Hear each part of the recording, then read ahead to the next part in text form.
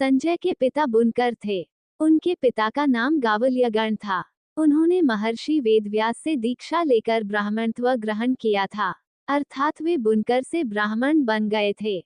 वेदादि विद्याओं का अध्ययन करके वे धृतराष्ट्र की राजसभा के सम्मानित मंत्री भी बन गए थे।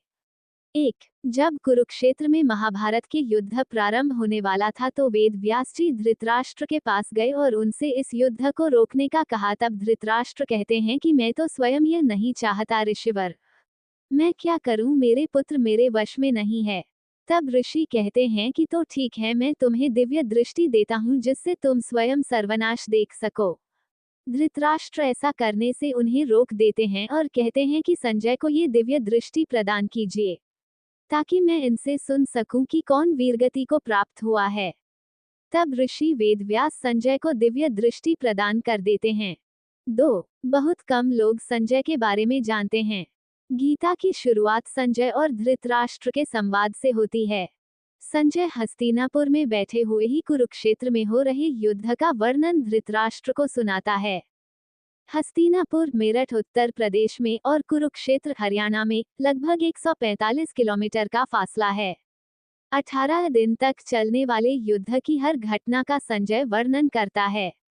संजय को दिव्य दृष्टि प्राप्त थी, अतः वे युद्ध क्षेत्र का समस्त दृश्य महल में बैठे ही देख सकते थे। नेत्रहीन धृतराष्ट्र ने महाभारत युद्ध का प्रत्येक अंश उनकी वाणी से सुना। धृतराष्ट्र को युद्ध का सजीव वर्णन सुनाने के लिए ही व्यास मुनि ने संजय को दिव्य दृष्टि प्रदान की थी। 3 संजय प्रारंभ से अंत तक धृतराष्ट्र के साथ ही रहते हैं। महाभारत का युद्ध समाप्त हो जाने के बाद भी वे उनके मार्गदर्शन की भांति कार्य करते रहे। ये बहुत ही आश्चर्य वाली बात है कि एक ओर जहां धृतराष्ट्र देख सकने में अक्षम थे, वहीं संजय के पास दिव्य दृष्टि थी। आज के दृष्टिकोण से वे टेलीपैथिक विद्या में पारंगत थे। 4 कहते हैं कि संजय श्री कृष्ण के भक्त थे और वे धृतराष्ट्र के मंत्री भी थे, अतः उन्होंने कभी भी अपनी भक्ति को मंत्री से नहीं टकराने दिया। दोनों ही में उन्होंने संतुलन बनाया रखा। फिर भी संजय अपनी स्पष्टवादिता के लिए प्रसिद्ध थे। वे धृतराष्ट्र को सही सलाह देते रहते थे। एक ओर वे जहां शकुनी की कुटिलता के बारे में सजग करते थे तो दूसरी ओर वे दुर्योधन द्वारा पांडवों के साथ किए जाने वाले असहिष्णु व्यवहार के प्रति भी धृतराष्ट्र को अवगत कराकर चेताते रहते थे। वे धृतराष्ट्र के संदेशवाहक भी थे। 5 कहते हैं कि भगवान श्री कृष्ण के मुख से गीता को अर्जुन के बाद संजय ने सुनी थी। संजय श्री कृष्ण अर्जुन संवाद के साक्षी थे। धृतराष्ट्र से समक्ष संजय ने संपूर्ण महाभारत का लाइव वर्णन किया था। उनका यह वर्णन अद्भुत था। उन्होंने महाभारत के सभी प्रमुख योद्धाओं के बारे में विस्तार से वर्णन किया। कहते हैं कि गीता का उपदेश 2 लोगों ने सुना, एक अर्जुन और दूसरा संजय। यही नहीं, देवताओं के लिए दुर्लभ विश्वरूप तथा चतुर्भुज रूप का दर्शन भी सिर्फ इन 2 लोगों ने ही किया था। जहां तक देवी और देवताओं का सवाल है तो वे तो सुन ही रहे थे।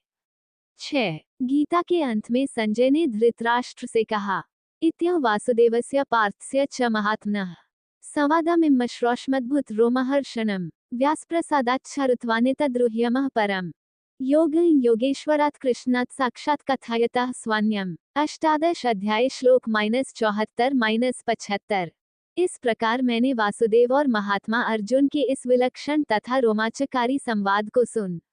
कैसे? तो श्री व्यास जी की कृपा से, उनकी दी हुई दृष्टि से मैंने इस पर गोपनीय योग को साक्षात योगेश्वर श्री कृष्ण को कहते हुए सुना है। 7 महाभारत युद्ध के पश्चात अनेक वर्षों तक संजय युधिष्ठिर के राज्य में रहे। इसके पश्चात धृतराष्ट्र, गांधारी और कुंती के साथ उन्होंने भी संन्यास ले लिया था। बाद में धृतराष्ट्र की मृत्यु के बाद वे हिमालय चले गए, जहां से वे फिर कभी नहीं लौटे। दरअसल महाभारत युद्ध के 15 वर्ष बाद धृतराष्ट्र, गांधारी, संजय और कुंती वन में चले जाते हैं। 3 साल बाद एक दिन धृतराष्ट्र गंगा में स्नान करने के लिए जाते हैं और उनके जाते ही जंगल में आग लग जाती है। वे सभी धृतराष्ट्र के पास आते हैं।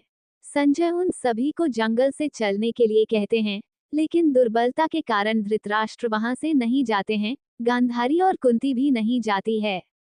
जब संजय अकेले ही उन्हें जंगल में छोड़ चले जाते हैं, तब तीनों लोग आग में झुलस कर मर जाते हैं। संजय उन्हें छोड़कर हिमालय की ओर प्रस्थान करते हैं, जहां वे एक सन्यासी की तरह रहते हैं। बाद नारद मुनि युधिष्ठिर को ये दुखद समाचार देते हैं। युधिष्ठिर वहां जाकर उनकी आत्मशांति के लिए धार्मिक कार्य करते हैं।